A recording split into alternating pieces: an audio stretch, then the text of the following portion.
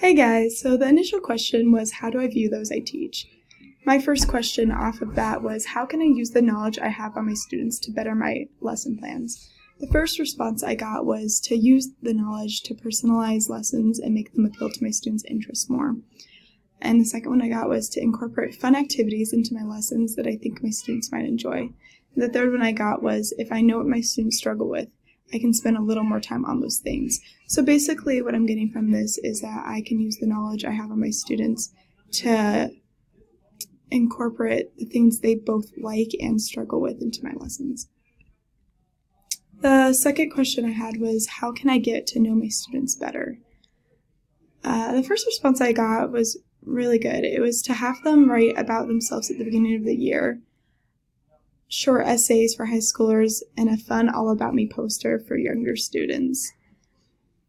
The second one I got was to let them know I care about their interest and be encouraging so that they learn to trust me. This one was actually a combination of two people's responses, but they both ended up in trust, so I combined them. The third one I got was to interact with students personally.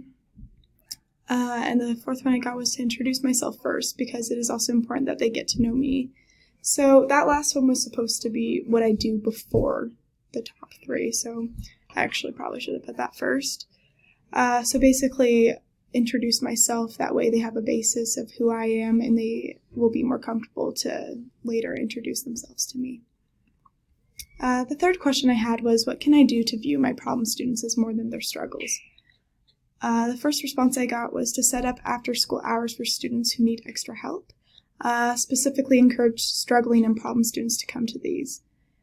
The second response I got was to try to create a strong relationship with them, get to know them, and understand their circumstances. And the third one I got was to pray for the problem students and pray for myself to come to understand what they need. I really like this one because I had sort of thought about these other things, but I hadn't really thought about praying for them, and that's something you can definitely do. And I really like the last one as well, to give them positive feedback when they were doing well, because I think a lot of times that problem students are just struggling students, and giving them positive feedback might encourage them to want to do better or to continue doing well. Well, thank you guys for watching.